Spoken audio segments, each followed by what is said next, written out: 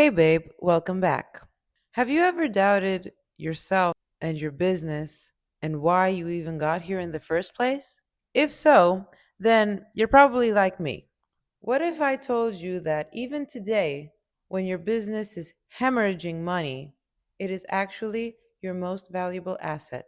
What if I told you that you could actually sell that asset today for at least $100,000? As a business management consultant with a PhD in machine learning, one of the most common questions that I get is, how can I make more money? How can I turn this huge effort into something profitable? What new AI tool am I not implementing in my own business? Where am I going wrong? In this video, I'll give you the cheat codes for how to scale your business and how to even sell it, if so you please. I'll give you everything you need to know to successfully raise capital, either from investors or from your clients. I'll give you the frameworks, the strategy, and tactical things you should be working on every day instead of what you're doing now. After you watch this, you'll fall in love with your business again. So, number one is the less you work on your business, the better it's going to do. I've had a client, an SME, not anything too fancy, gain over $50,000 in profit margins just by removing one service that they provided. Number two, I will tell you the only three evergreen things your business needs immediately and will always need them, not just some hacks that will eventually become obsolete by next year. Number three, we're gonna acknowledge that you have a dirty little secret that even you don't want to admit to yourself about what you're actually doing to your business. Let's get into it. So, number one, the less you work on your business, the better it's gonna do.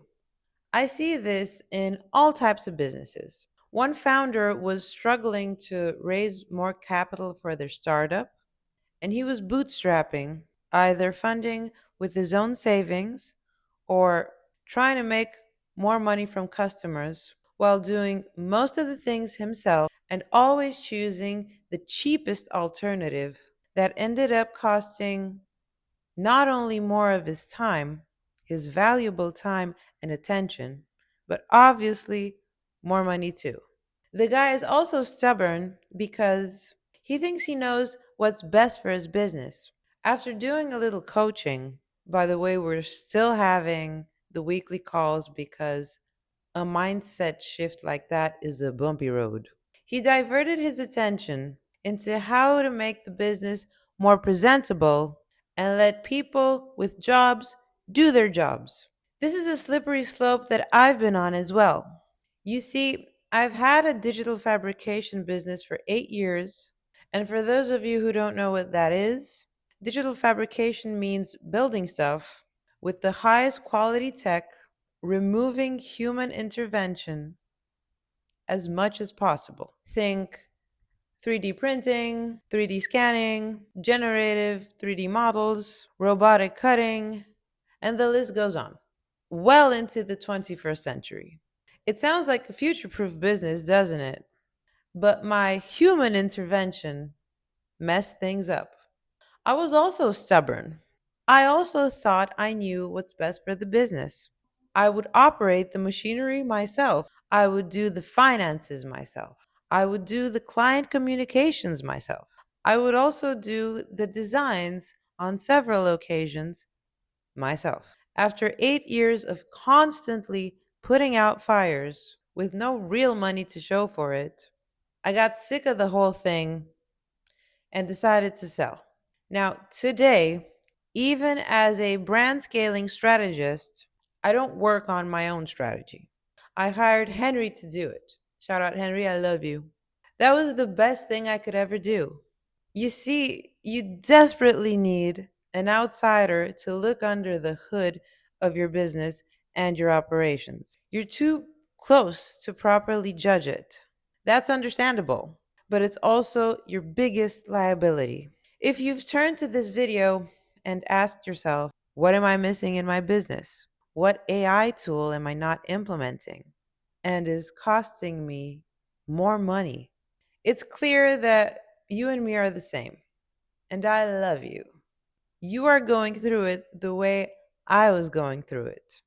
It's like a feeling of constantly running towards a thing, but never quite catching it.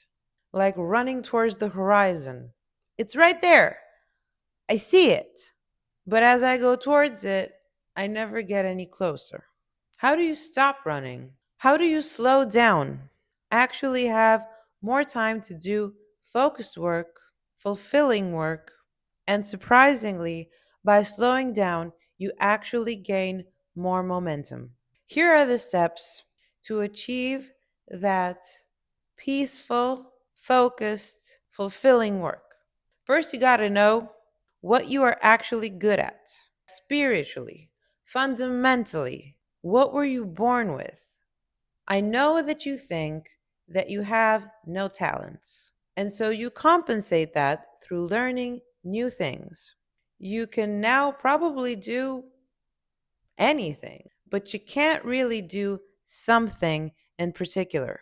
The truth is, you do have something. You do have a talent.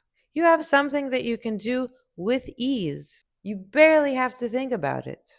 You're probably already doing it in your free time. That little free time, that is. Think about what it is. For me, if you didn't get this by now, I'm a huge dork. I love science. I love math. I love networks. I used to play CSGO. And I love the time we're living in right now.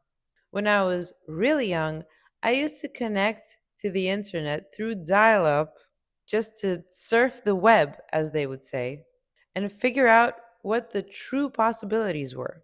Online, I learned about statistics, for example, because I didn't really like the way they were teaching it at school. And to be honest, they didn't really like me either. Anyway, after selling off something I thought was built in alignment with me, I needed to move away from all the tech. I needed to take off all the intellectual masks I had on and really look inwards. I started reading different books. I started meditating. I started journaling. I actually have a simple journaling exercise for you, my friend. If you want to know what your own genius is, what exactly is your role in your business, you can just download my free journaling exercise. It's linked down below. I created it for my past self. Just click the link and get it for free. It probably takes less than 5 minutes to complete, but do it when you're calm. Breathe in and out a couple of times. Give yourself the proper space to do it. I tell you this because up to the point of selling my business, I never really allowed myself to have the proper space to think. I actually thought it was kind of self indulgent. The truth is, if you don't know the answer to these 5 simple questions, you're always going to be running towards the horizon. And if you do know the answer, you'll see time for what it is, a construct. It flows from you. Point number 2. It's the only 3 evergreen things that your business needs immediately and will always need. And they're not just some 2025 gimmick that will be obsolete by fall. The 3 things are alignment, humbleness, and leadership. That's it. Let me get specific. Alignment with you and your goals, but also with you and your teammates. You're never going to achieve anything big in this world if your goals aren't in alignment with your true self. Alignment with your team now. We do this through lean management. You probably already heard of it, but few actually properly internalize it. Lean management doesn't mean less team members. Lean management means less waste. Lean, at its heart, is about stripping away, anything that doesn't create real value, and make sure you do everything that lines up to what truly matters. It's efficiency with purpose. Here's the gist of its basic principles and how they tie into alignment. Number one is value.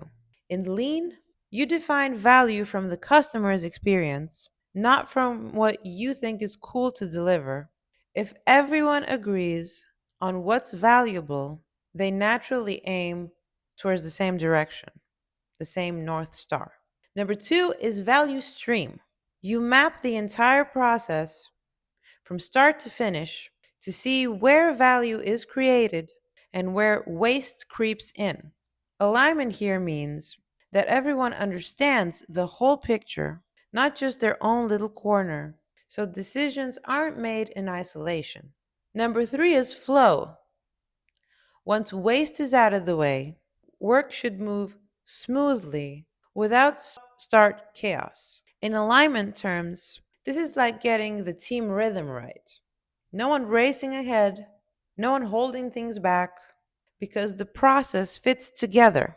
Number four is pull. Instead of pushing work down the line and hoping something sticks, you let demand trigger the work. Alignment here is about timing and responsiveness. You do the right thing when it's actually needed, so you're not clogging the system. The fifth principle is perfection. Lean is never done, it's a cycle of continuous improvement. Alignment here means keeping feedback loops open so you can fine tune together rather than drifting apart all the time. When you look at it this way, lean and alignment are basically like dance partners. Lean gives you the steps, alignment makes sure everything is moving to the same beat. But then, how do you become more humble? Well, you look at the data and you try to understand it. Successful people online know what data to look at and how to interpret it. There is a science about that too, way older than online gurus, everlasting. It's called Six Sigma. Six Sigma always works and is always going to work because, above all, it is humble. Six Sigma means 5 steps. Number one is define. You admit that you might not fully understand the problem. Number two is measure. You trust data over gut feelings or whatever bullshit you learned from some Instagram post. Number three is analyze. Be open to finding your fault in your own process. Number four is improve. Let the best idea win, no matter whose it is. And number five, last, is control. You stay disciplined, knowing no one's above the basics. Humbleness keeps Six Sigma from becoming ego driven math. It turns into a learning cycle. Speaking of ego, let's talk about the third and final thing, leadership. Stop interpreting the word leadership through the internal lens of just being the boss. Leadership is something you do externally with other leaders. You make promises that you keep, you build long lasting relationships. Instead of competing, you cooperate. For leadership, make commitments that make you a little bit uncomfortable. I guarantee these will tremendously move the needle for your business. Key piece of advice: all these things must be done in synchronization. Otherwise, it's just corporate bullshit. They must be done authentically. If you do them properly, I guarantee you will have the opportunity of growing a business with peaceful days and truly fulfilling work. That instinct you and me both have of constantly running towards better solutions, running towards optimization, that's a feature. It's not a bug. It helps you pay attention. Just focus on what truly matters and what you actually have to do. Manage that instinct properly for the well being of both you and your team. Sometimes there is something very clear to run towards, sometimes it's not so clear. So we use this downtime to reflect, not to run towards some other things. Chill. Take it all in. Learn. Just get the fuck out of the way of your fellow runners. I know it's hard to do that. And I even know why. Which brings me to my last point. I know your dirty little secret. I know you have one big secret that even you won't admit to yourself. The secret is your ego. Your big, ugly ego is standing in the way of your team achieving great things because you can't help but butt in. You think you can do it faster than others, easier. Maybe that's true, but it's completely irrelevant. That is not your role. We've established your role. Your role is to be constantly implementing alignment, humbleness, and leadership. Even these you can actually outsource. Bring someone in to define alignment. Assign someone to humbly look at the data and listen to them. Act as an ambassador for your business, not a Swiss Army tool. And let the business breathe, live, and grow. Stop strangling it. The good news is you have an abundance of tools and specialists to help you. That is all you need to worry about. The rest is just noise.